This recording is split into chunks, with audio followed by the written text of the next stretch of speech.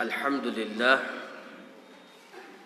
alladzi jama'ana lihada wa ma kunna linajtami'a laula an jama'ana Allah.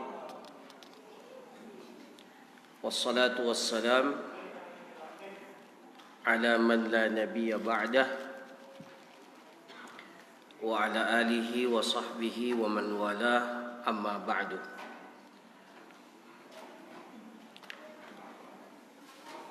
Hadirin jamaah salat maghrib yang dirahmati oleh Allah Subhanahu wa taala. Alhamdulillah, pada malam hari ini setelah kita melaksanakan salat maghrib berjamaah, kembali kita akan lanjutkan kajian fiqhul usrah, fikih keluarga,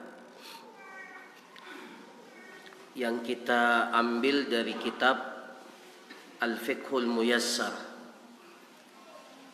Pembahasan yang terakhir yang kita jelaskan adalah seputar al-huquq az-zawjiyah,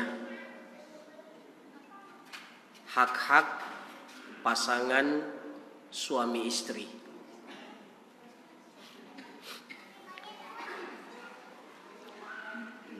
Kita sudah jelaskan pada pertemuan yang terakhir beberapa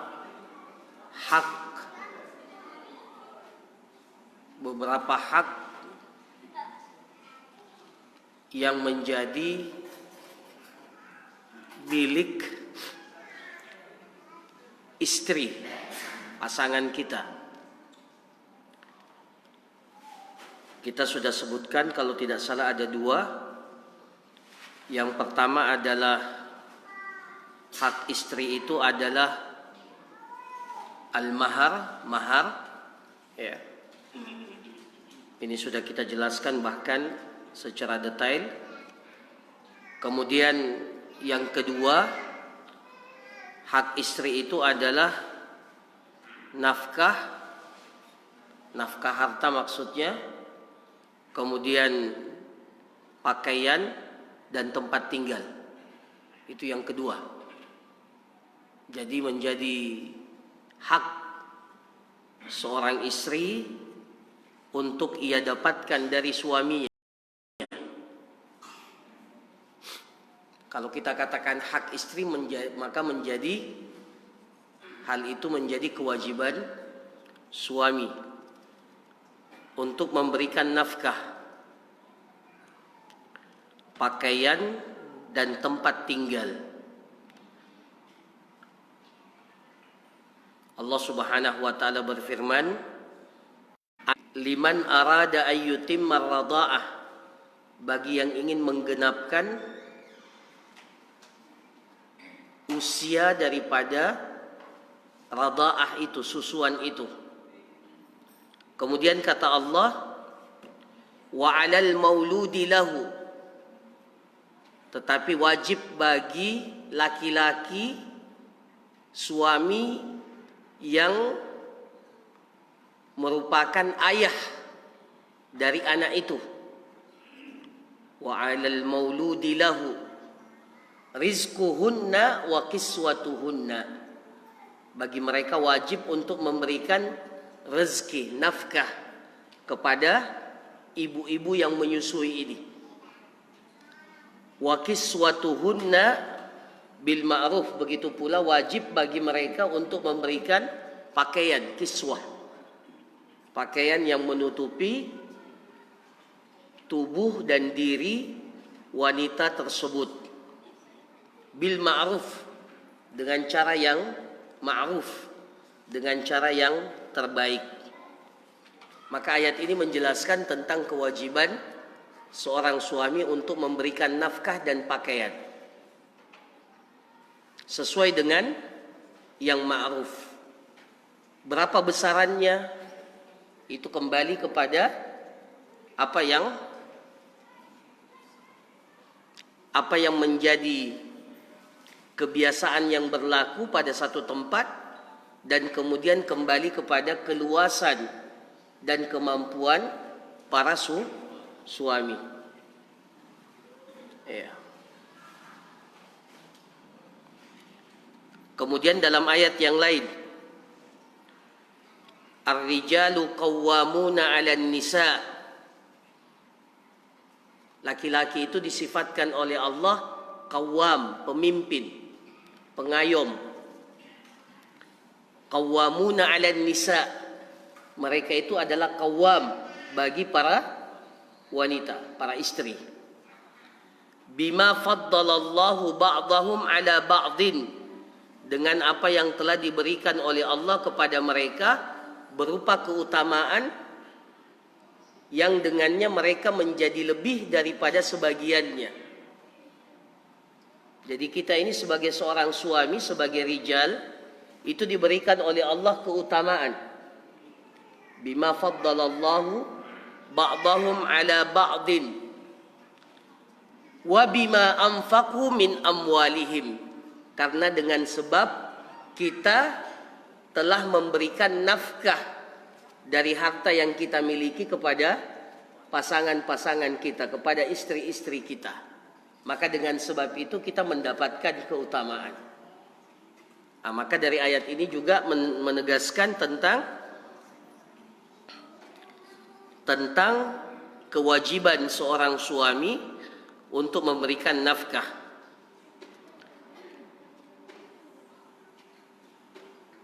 Begitu pula dalam hadis, ya, dalam hadis Hakim bin Muawiyah al-Qushairi an abihi radhiyallahu anhu qala qultu ya Rasulullah ma haqquz zaujah. Jadi sahabat ini bertanya, ya Rasulullah, apa haknya istri itu? Rasulullah sallallahu alaihi wasallam menjawab, an tut'imaha idza ta'imta. Engkau wajib untuk memberikan kepadanya makanan kalau engkau makan. Wa an taksuha idza tasait. Begitu pula wajib bagi kalian untuk memberikan kepadanya pakaian kalau kalian memiliki pakaian. Jadi berlaku keseimbangan. Ya. Jadi tidak boleh egois. Suami harus memberikan makanan dan memberikan pakaian ketika mereka makan dan ketika mereka berpakaian. Bahkan dalam hadis Jabir, Rasulullah pada Hajjatul Wada itu menyampaikan khutbah yang dikenal dengan khutbatul wada pada haji wada. Di antara isi daripada khutbatul wada itu Rasulullah sallallahu alaihi wasallam mengatakan walahunna alaikum rizquhunna wa kiswatuhunna bil ma'ruf. Walahunna alaikum, dan mereka para istri-istri itu memiliki hak atas kalian. Berupa apa? Rizquhunna, kewajiban kalian untuk memberikan rezeki, nafkah kepada mereka. Wa kiswatuhunna bil ma'ruf, dan memberikan kepada mereka pakaian dengan cara yang terbaik. Nah, ini hak yang kedua yang berupa nafkah, pakaian dan tempat tinggal. Tempat tinggal ini termasuk daripada nafkah yang wajib, ya, yang harus diberikan oleh seorang suami kepada istrinya. Kemudian yang ketiga, di antara hak istri itu adalah i'fafuz zaujah bil jima', ya, memberikan rasa iffah. Apa itu rasa iffah? Ketenangan pada istri dengan melakukan hubungan suami istri. Ya. I'fafuz zaujah bil jima'. Ya, jadi menjadi sebuah kewajiban suami dan sekaligus hak istri. Itu diberikan iffah, rasa tenang, rasa cukup. Ya, yang dengannya wanita itu dapat menjaga dirinya. Ya, menjaga dirinya. Ya, dengan apa? Dengan diberikan hak. Ini yang kita istilahkan biasanya dengan istilah nafkah batin. Kalau tadi nafkah lahir. Nah, sekarang ini nafkah batin. Tujuannya apa? Agar wanita itu memiliki sifat iffah. Iffah itu dia mampu menjaga dirinya. Ya. Maka para jemaah sekalian, menjadi kewajiban suami itu untuk memberikan iffah kepada pasangannya dengan cara melakukan hubungan suami istri. Ya. Bahkan di sini dikatakan mura'atun lihaqqiha wa maslahatiha fin nikah. Ini merupakan sebuah penjagaan terhadap hak wanita itu dan merupakan tujuan maslahat daripada sebuah pernikahan. Daf'an lil fitnati anha, dan sebagai bentuk penolakan terhadap fitnah, ya, pada diri seorang wanita. Ya. Apa hukumnya menggauli istri?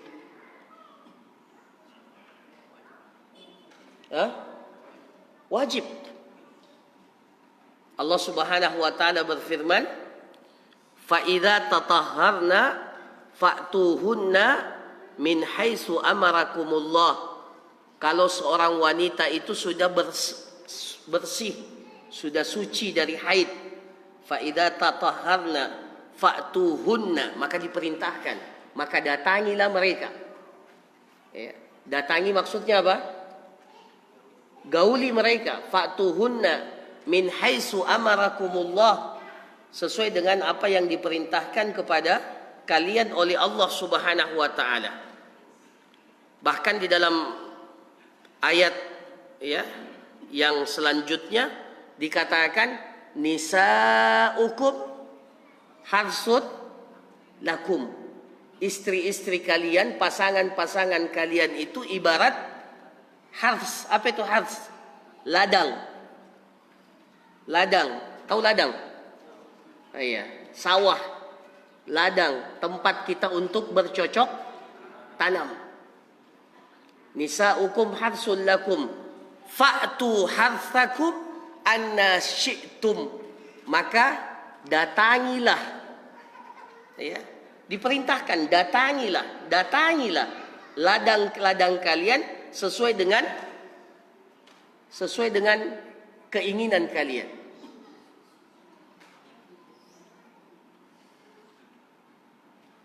Berapa kali Ustaz? Terserah, sesuai dengan kemampuan masing-masing. Dan tidak ada celaan. Ingat, tidak ada celaan bagi seorang laki-laki yang mendatangi istrinya beberapa kali. Tidak ada celaan. Dalilnya apa Ustaz? Walladzina hum, dalam surah Al-Mu'minun, walladzina hum li furujihim hafizun.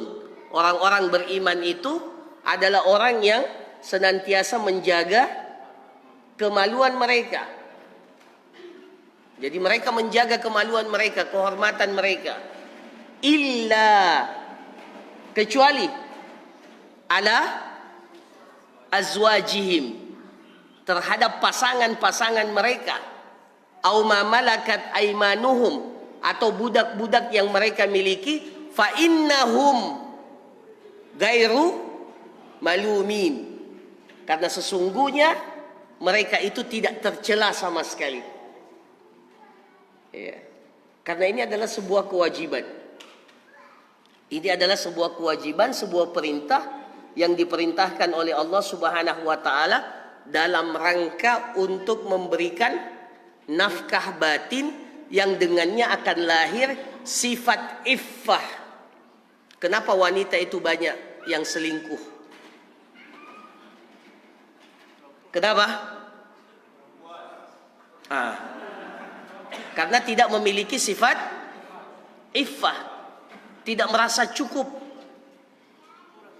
Ya. Makanya akhirnya, ini mohon maaf ya, wanita itu diciptakan oleh Allah memiliki syahwat yang besar. Ya, syahwat yang besar. Ya. Dan salah satu di antara hikmah kenapa wanita itu diperintahkan untuk disunnahkan untuk dikhitan. Ya, kalau kita belajar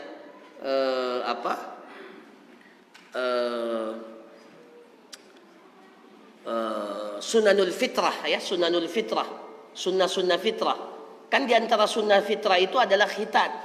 Khitan bagi laki-laki itu sifatnya hukumnya wajib, dan bagi perempuan itu hukumnya sunnah. Kenapa disunnahkan? Karena untuk menetralisir syahwat yang ada pada wanita itu. Kalau tidak dikhitan, syahwatnya maka akan semakin berbahaya. Makanya diperintahkan untuk dikhitan. Itu salah satu hikmahnya. Ya. Maka kalau ada suami yang tidak memberikan nafkah batin kepada istrinya, ya, maka bisa saja sang istri itu akan menjadi liar, merasa tidak cukup. Maka menjadi sebuah hak yang ditekankan dalam syariat adalah bahwa seorang suami wajib untuk memberikan nafkah batin kepada istrinya. Pernah Umar bin Khattab radhiyallahu an itu melakukan inspeksi,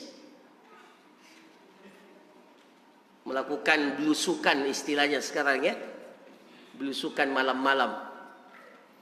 Dia keliling di kota Madinah. Akhirnya tiba di sebuah rumah. Ini disebutkan dalam tafsir Ibnu Katsir. Tiba di sebuah rumah, dia dengarkan seorang wanita merintih. Ya, panjang kisahnya. Intinya apa? Dia rindu kepada suaminya. Suaminya ini lagi ditugaskan untuk berjihad. Berjihad ini. Umar dengarkan. Akhirnya dia tanya, setelah dia dengarkan rintihan seorang wanita yang merindukan suaminya sementara pergi berjihad. Ya. Akhirnya Umar bin Khattab itu pulang menanyakan istrinya, "Kam tasbirul mar'ah?" Berapa lama wanita itu bisa menahan dirinya tidak digauli oleh suaminya? Sang istri mengatakan, istri Umar radhiyallahu an itu mengatakan 4 bulan. Maka setelah itu Amirul Mukminin Umar bin Khattab itu menetapkan setiap 4 bulan pasukan perang itu harus di-rolling, harus dia pulang. Ya, tidak boleh lebih daripada 4 bulan. Tujuannya apa? Untuk memberikan nafkah batin kepada istrinya. Ya.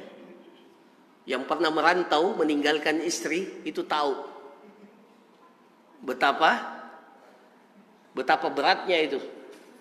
Ya. Baik bagi suami, begitu pula bagi istri, terutama istri. Ya. Itu kalau antum baca kisahnya dalam tafsir Ibnu Katsir, ya, mudah-mudahan sudah diterjemahkan itu. Ya, dia bilang bisa-bisa ini ranjang ini runtuh. Oh iya. Karena saking rindunya dia kepada suaminya. Apalagi pengantin baru. Iya. Pengantin lama saja, iya, masih Masya Allah, ya. Apalagi pengantin baru. Nah, maka sekali lagi ini tidak main-main. Ini bukan hanya sekedar kita mengatakan Hubungan suami istri tidak. Ini bagian daripada tuntutan syariat yang wajib untuk kita berikan. Tujuannya apa?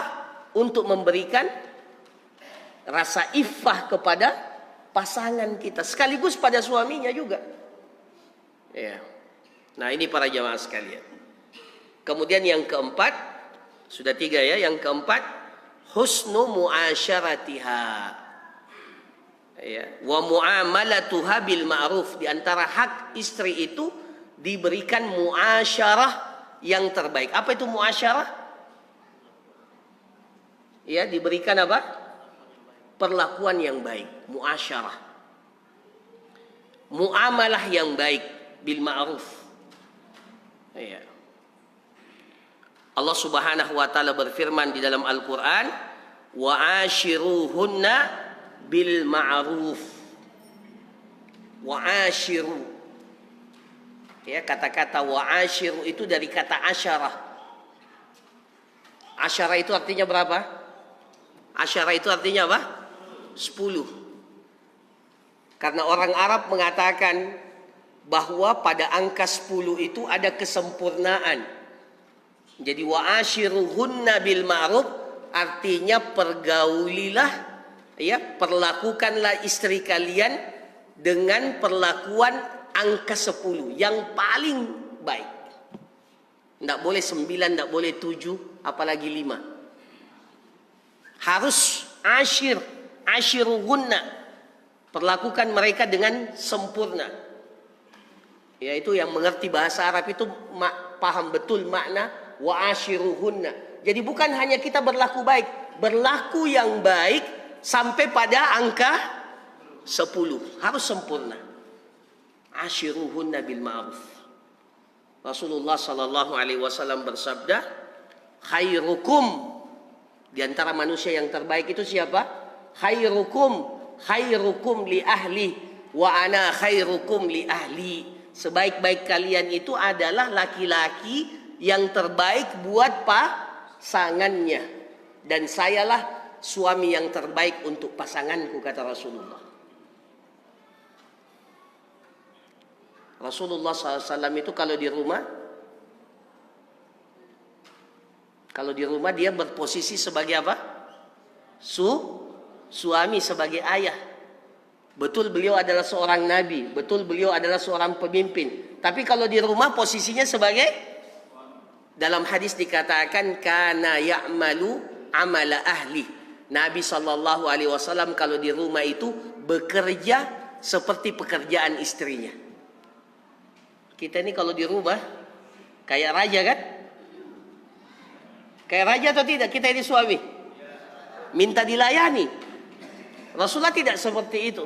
Rasulullah bahkan melayani. Beliau yang menjahit pakaian beliau sendiri, beliau yang menyambung tali sendal beliau yang putus. Dia tidak mentang-mentang seorang nabi, kerja dulu itu, sibuk kan saya nabi. Tidak begitu Rasulullah. Ya. Itu artinya apa? Wa ashiruhunna bil ma'ruf. Perlakukan istrimu itu sampai pada angka 10. Itu maksudnya. Khairukum li ahli wa ana khairukum li ahli. Ya. Ibnu Abbas, ya kalau tidak salah Ibnu Abbas pernah berdandan. Ibnu Abbas berdandan. Wahai Ibnu Abbas, untuk apa engkau berdandan? Kenapa engkau bersih? Ya, kita ini kan laki-laki biasanya cuek, tapi tidak seperti itu sebenarnya. Ya. Jadi beliau berdandan. Ketika ditanya, kenapa engkau berdandan? Karena saya ingin berpenampilan yang prima di hadapan istri saya, sebagaimana saya menginginkan istri saya berpenampilan prima di hadapan saya. Jadi seperti itu. Jangan kita yang banyak menuntut. Kita minta istri kita begini baru kita. Ya. Rasulullah Sallallahu Alaihi Wasallam, para jamaah sekalian, kalau mau masuk ke rumah dari luar ya, mau masuk ke rumahnya, apa yang dilakukan oleh Rasulullah? bersiwak. Ya, bersiwak sebelum masuk rumah, bersiwak. Kata para ulama, apa tujuannya Rasulullah bersiwak? Supaya kalau ketemu istri, bau mulutnya Rasulullah itu segar. Jangan kita masuk rumah, keringatnya sudah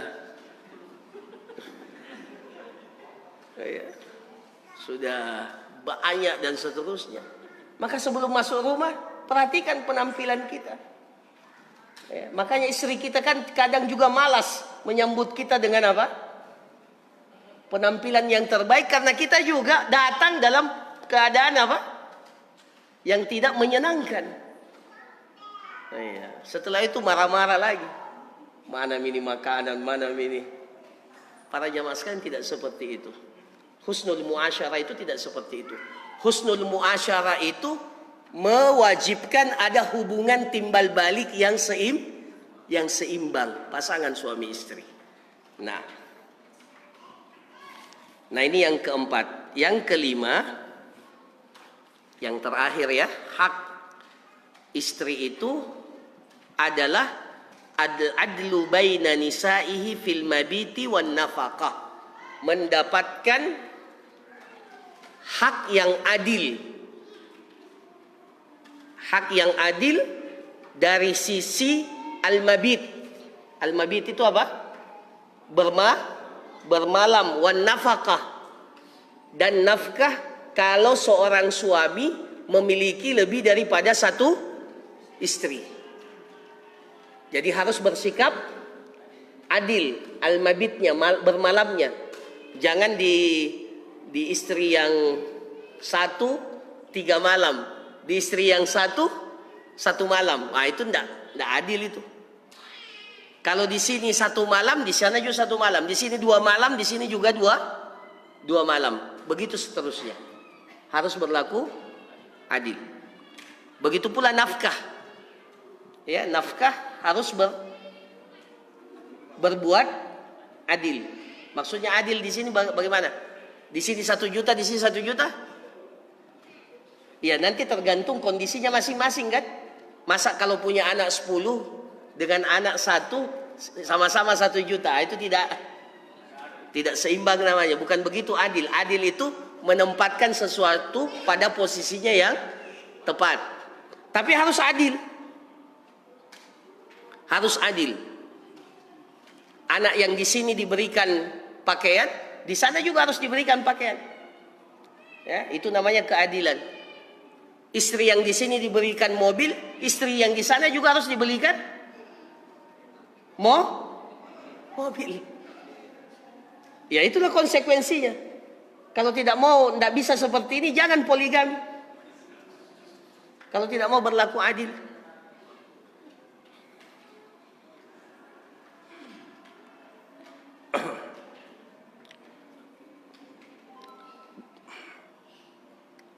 Fa in khiftum alla ta'dilu. Kalau kalian tidak mampu berlaku adil, maka fawahidah. Maka menikah dengan 1 orang itu juga tuntunan. Ya, itu juga sunnah. Jangan dianggap kalau cuma 1 tidak sunnah. Justru itu sunnah. Kalau tidak mampu berlaku adil. Dari Anas bin Malik radhiyallahu an, kana lin nabiyyi sallallahu alaihi wasallam tis'u niswah. Nabi sallallahu alaihi wasallam punya istri berapa? 9. Tis'u niswah, 9. Kalau begitu Ustaz, saya juga mau 9. Seperti Nabi. Tidak boleh. Kita ini paling banyak berapa? 4. Kada lin Nabi sallallahu alaihi wasallam tis'u niswah. Fakana idza qassama bainahunna la yantahi ila al-mar'atil ula illa fi tis'in. Kalau beliau ingin membagi malam beliau tidak bagi malam. Kalau ingin memulai pembagian yang baru ya, itu maksudnya. Kalau beliau ingin memulai pembagian yang baru, maksudnya sebelumnya itu 1 hari 1 hari. Nanti mau dirubah menjadi apa? 2 hari 2 hari. Ya 2 hari 2 hari. Itu kan model baru. Boleh. Tapi kata dalam hadis dikatakan Fakana idza qassama bainahunna la yantahi ila al-mar'atil ula illa fi tis'in. Semuanya dulu dapat giliran, baru dimulai lagi dengan metode yang baru. Begitu Rasulullah SAW, tidak di tengah jalan. Tidak di tengah jalan. Tiba-tiba di istri yang paling muda dia bilang, oh kalau begitu 4 hari. Pas kebetulan berada di istri yang paling muda. Tidak boleh begitu. Harus selesai dulu. Sesuai dengan pembagian yang disepakati. Kemudian kalau mau baru diulangi dari yang pertama lagi. Begitu caranya. Itu yang disebut dengan adil. Nanti pada hari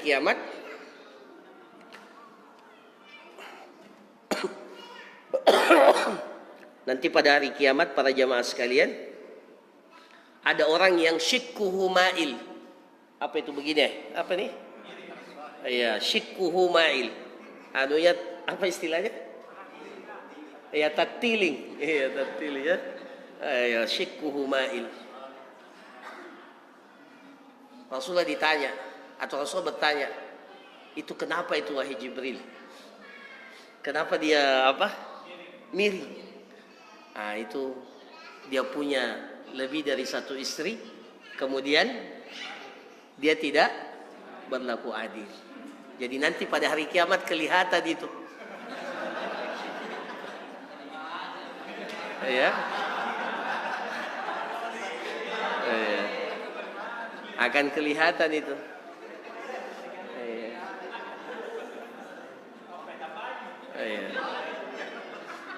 Mau istri yang sah atau istri yang disimpan sama saja. Kalau tidak berlaku adil maka apa? Syikkuhu ma'il. Nah, hati-hati. Jadi hukumannya bukan di dunia, sampai di akhirat. Hukumannya bukan hanya di dunia kalau kita tidak mampu berlaku adil. Maka konsep poligami itu memang indah, bagus, bagi yang mampu. Tapi kalau tidak mampu, fawahidatan, cukup satu. Daripada mendapatkan hukuman,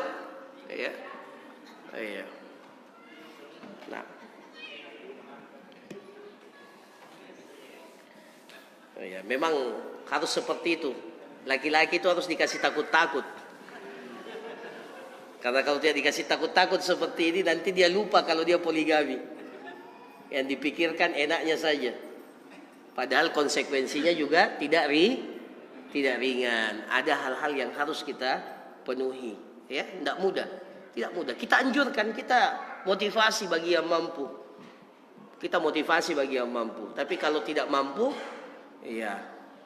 diperhitungkan baik-baik. Yang kedua, hakuz zauj. Apa saja hak daripada seorang suami? Di sini disebutkan 5. Bahkan dikatakan hak suami itu lebih besar daripada hak istri. Kenapa? Walirrijali alaihinna darajah. Laki-laki itu mendapatkan posisi di atas wanita beberapa derajat. Ar-rijalu qawwamuna 'alan nisa. Bahkan dalam hadis dikatakan, "Lau kuntu amuran ahadan an yasjuda li ahad, la amartul mar'ah an tasjuda li zawjiha." Kalau seandainya saya perintahkan seseorang untuk sujud kepada seseorang yang lain, maka aku perintahkan, kata Rasulullah, seorang wanita untuk sujud kepada suaminya. Betapa besar hak seorang suami itu di hadapan istrinya. Wala tu'addil mar'atu haqqallah 'alaiha kullahu hatta tu'addi haqqa zawjaha 'alaiha kullahu. Dan Allah Subhanahu wa taala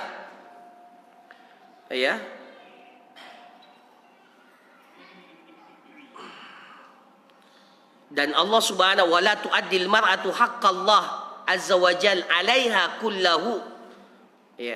Jadi hak Allah itu tidak akan dilakukan atau tidak akan dilakukan oleh seorang wanita secara sempurna, hak Allah ya, hak Allah tidak akan dilakukan oleh seorang wanita, dipenuhi oleh seorang wanita secara sempurna sampai wanita itu memenuhi hak suaminya.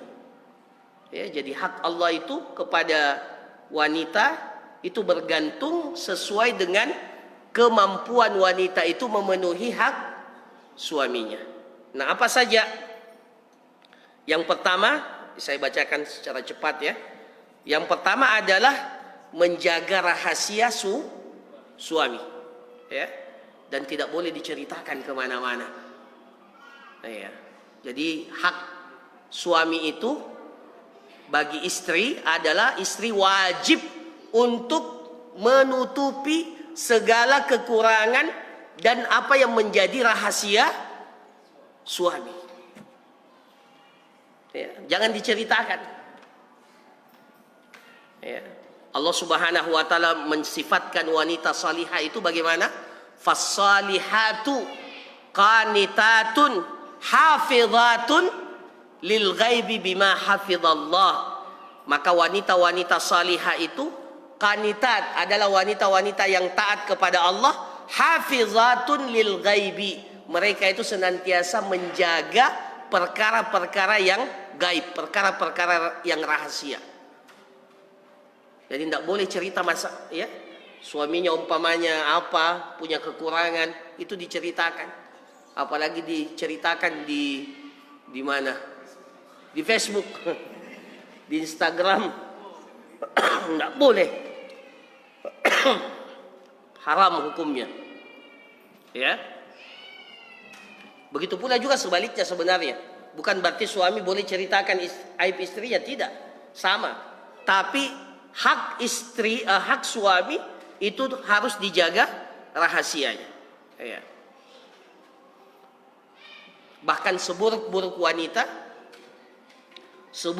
wanita adalah wanita yang engkau ya gauli wanita itu, kemudian setelah itu dia ceritakan aib daripada suaminya, pasangannya. Itu seburuk-buruk wanita kata Rasulullah SAW. Kemudian yang kedua, hak suami itu adalah wujubu ta'atihi fil ma'ruf. Wajib untuk ditaati pada hal-hal yang baik. Ya. Ar-rijalu qawwamuna 'alan nisa. Jadi wajib untuk ditaati selama sang suami itu tidak memerintahkan kepada perkara-perkara yang dilarang atau perkara-perkara maksiat kepada Allah Subhanahu wa taala. Itu yang kedua. Yang ketiga, hak suami itu adalah tamkinuhu min nafsiha idza da'aha ila firashihi. Ya.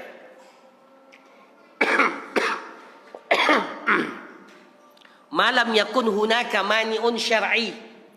Tamkinuhu li nafsiha, menjawab panggilan suami kalau sang suami mengajak istrinya untuk ya ilal firas, ke kasur, ke ranjang. Ya. Selama tidak ada yang penghalang, yang menghalanginya. Maksudnya istrinya sehat, tidak haid, tidak nifas, ya, dan tidak ada yang menghalangi. Maka ketika diajak oleh suaminya, maka seharusnya istrinya ini apa? Wajib untuk mentaati. Ya. Bahkan dalam hadis, idza da'a ar-rajulu imra'atahu ila firashi. Kalau seorang laki-laki mengajak pasangannya, istrinya, untuk ke atas kasur, ke atas ranjang. Maksudnya apa? Iya. Ya, sudah difahami kan? Bukan berarti ayo pergi tidur sama-sama. Ilal firash. Ya. Nah. Kemudian apa? Fa'abat antaji. Maka kemudian wanita itu menolak untuk mendatangi panggilan suaminya. Fa'abat antaji, macam-macam alasannya. Capek lah, apalah. Ya. Fabata ghadban 'alaiha, maka malam itu suaminya tidur dalam keadaan marah kepada istrinya. Sudah dipanggil istrinya tidak mau. Fabata ghadban 'alaiha, maka sang suami bermalam tidur dalam keadaan ghadban, dalam keadaan marah, ya, marah kepada istrinya. Tapi tak tidur juga, ya, karena ditunggu tidak datang-datang, akhirnya apa? Tertidur, tapi tidurnya dalam keadaan marah kepada istrinya. Maka apa kata Rasulullah? La'anat hal malaikatu hatta tusbih. Malaikat itu akan melaknat wanita itu sampai pagi hari. Kalau dia meninggal, wanita itu meninggal pada malam itu, maka dia meninggal dalam keadaan dilaknat oleh malaikat. Hati-hati, ya, para istri. Ya. Dan juga ini sebagai peluang pahala buat suami. Kalau istrinya tidak mau ridhoi, ya, maksudnya apa? Tidur juga, tapi dalam keadaan jangan marah sama istrinya. Ya, jangan marah sama istrinya. Kan kita tidak mau istri kita ini dilaknat oleh malaikat. Ya. Tapi hati-hati juga buat istri ini. Jangan sampai buat marah suami, akhirnya tertidur dan akhirnya malaikat melaknat para istri itu. Nah, ini yang ketiga. Yang keempat, hak suami itu adalah al-muhafadha ala baitihi wa malihi wa auladihi wa husni tarbiyatihim. Kewajiban istri itu untuk menjaga rumah suami, harta suami, anak-anak suami, dan kewajibannya untuk mentarbiyah anak-anak itu dengan tarbiyah yang terbaik, pendidikan yang terbaik. Al-ummu madrasatun. Ibu itu adalah madrasah. Ya, al-ummu madrasah. Ibu itu adalah madrasah, tugasnya untuk mendidik. Ya, kewajiban pendidikan itu masing-masing suami dan istri. Tapi beban yang paling besar karena istri yang berada di rumah menemani anak sejak kecil, maka kewajibannya menjadi lebih besar dan tanggung jawabnya menjadi lebih besar. Kullukum ra'in wa kullukum mas'ulun an ra'iyatih wal mar'atu ra'iyatun fi baiti zawjiha. Dan seorang istri itu adalah ra'iyah, pemimpin di rumah suaminya. Ya, ra'iyatun fi baiti zawjiha wa hiya mas'ulatun an ra'iyatiha, dan dia nanti akan bertanggung jawab terhadap apa yang dia pimpin. Bahkan dalam hadis dikatakan walakum alaihinna alla yu'ti'na fursyakum ahadan takrahunahu. Dan menjadi hak kalian wahai para suami, menjadi hak bagi kalian, menjadi hak kalian wahai para suami, haknya suami itu kalau suami mengatakan tidak boleh si fulan masuk ke rumah ini, maka sang istri tidak boleh sama sekali mengizinkan orang itu untuk masuk ke dalam rumahnya. Ya. Ini dalam hadis. Walakum alaihinna alla yuti'na fursyakum ahadan takrahuna. Jadi kalau ada laki-laki, keluarganya istri umpamanya, ya, keluarganya istri dibenci oleh suami. Suami tidak suka akhlaknya. Dan suami katakan, jangan engkau masukkan laki-laki ini ke dalam rumah. Maka apa? Maka tidak boleh sang istri mengizinkan laki-laki itu masuk ke dalam rumahnya meskipun dia itu adalah mahramnya. Ya. Nah. Kemudian yang kelima sama. Al-mu'asyarah bil ma'ruf wa husnul khuluq wa kafful adha. Ya. Memperlakukan suami dengan perlakuan yang terbaik. Bahkan dalam hadis, ya ini yang terakhir ya.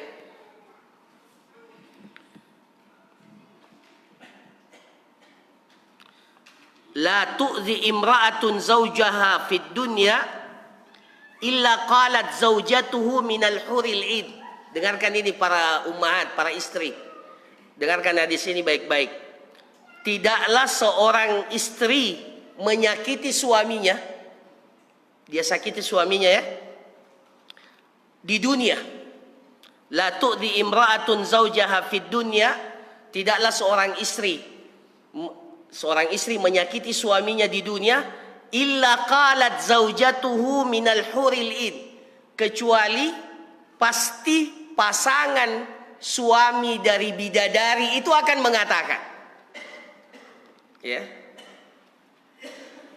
la tu'dhihi qatalakallah. Jadi kalau ada suami disakiti oleh istrinya, bidadarinya, pasangannya di surga itu akan mengatakan kepada istrinya itu, la tu'dhihi qatalakallah, jangan engkau sakiti dia, ya, karena Allah akan menghukummu, ya. Fa inna ma huwa dakhilun yushiku an yufarikaki ilaina, karena dia itu, suamimu itu adalah dakhil, adalah tamu kami nanti di akhirat. Dia akan tinggalkan engkau dan akan berkunjung kepada kami. Istri-istrinya di surga yang berupa bidadari. Jadi setiap kali istri itu menyakiti suaminya, itu bidadari di surga itu sudah teriak. Ya, kalau dia adalah suami yang soleh, iya. Kalau dia suami yang soleh, yang insya Allah menjadi penghuni surga. Jadi kalau ada seorang suami soleh disakiti oleh istrinya, suami yang soleh ini diam saja. Sudah ada yang marah. Siapa yang marah? Bidadari di surga. Iya, tenang-tenang saja. Ya, jadi dengarkan ini baik-baik para ummahat. Tapi bagi laki-laki yang saleh, iya, yang calon penghuni surga. Kalau tidak penghuni surga tidak mungkin dapat bidadari. Iya. Nah, seperti itu para jamaah sekalian. Saya kira ini ya hak suami dan hak istri, dan masing-masing tentunya punya hak yang hampir sama antara satu dengan ya yang lain. Barakallahu fikum, jazakumullah khairan. Kalau ada pertanyaan satu atau dua sebelum kita tutup, saya persilahkan.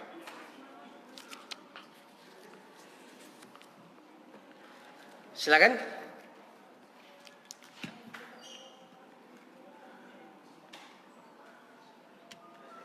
Silakan. Ya Ustaz, bagi laki-laki yang soleh, saya mengenai penjelasan, misalnya akan disiapkan 70, iya, berapa kata 70 bidadari di surga nanti. Iya. Bagaimana dengan, dan salah satunya itu Ustaz, yang menjadi bidadari di surga adalah istri yang soleh. Ya. Iya. Bagaimana dengan seorang istri terus lantas meninggal suaminya dan dia juga soleh, lantas dinikah lagi oleh seorang ibu yang soleh, maka sama siapa kan? Nanti sama siapa? Iya, apakah dengan suami yang pertama yang soleh ataukah suami yang kedua yang soleh? Iya, oke. Iya, Masya Allah.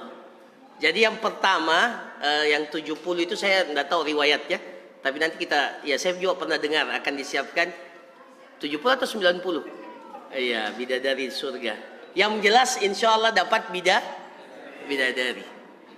Yang kedua, nanti istri yang punya dua orang suami yang soleh, dia akan kemana? Pasti akan sama-sama di surga ya. Pasti akan sama-sama di surga. Tapi dia akan sama siapa? Akan bersama dengan yang paling soleh di antara keduanya. Ya bagaimana mengukurnya, ya Allah yang lebih tahu. Cuma begini, nanti pada hari kiamat tidak ada lagi rasa cemburu. Wa naza'na ma fi qulubihim min ghillin ikhwanan. Semuanya sudah menganggap dirinya seperti saudara. Tidak ada lagi rasa apa? Cemburu. Kenapa dia pergi ke suami pertama? Tidak ada lagi itu. Ya, jadi ya kalau kita di dunia ini bayangkan pasti akan muncul namanya girah, rasa cemburu. Tapi nanti pada hari kiamat tidak ada lagi yang namanya apa? Penghuni surga itu tidak ada lagi rasa cemburu. Maka istri itu tidak akan cemburu kepada bidadari. Ya. Begitu pula dengan kasus itu. Iya, jadi tenang-tenang saja. Iya. Iya. Nggak usah. Yang paling penting sekarang bagaimana masuk surga dulu. Iya. Nanti mau pasangannya mau sama siapa?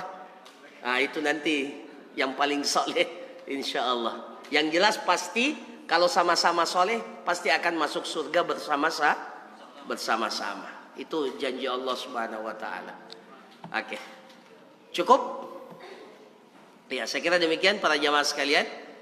Ya, tidak ada lagi pertanyaan. Kita cukupkan. Subhanakallahumma rabbana wa bihamdik. Ada pertanyaan dari akhwat? Tidak ada ya? Ahwat.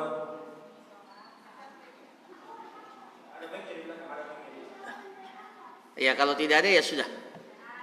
Iya, tidak ada. Masya Allah. Masya Allah. Iya. Iya, itu wanita-wanita salihah itu seperti itu. Iya. Subhanakallahumma rabbana wa bihamdik nasyhadu an la ilaha illa anta nastaghfiruka wa atubu ilaik. Wa sallallahu ala nabiyyina Muhammad wa ala alihi washabbihi ajmain. Assalamualaikum warahmatullahi wabarakatuh.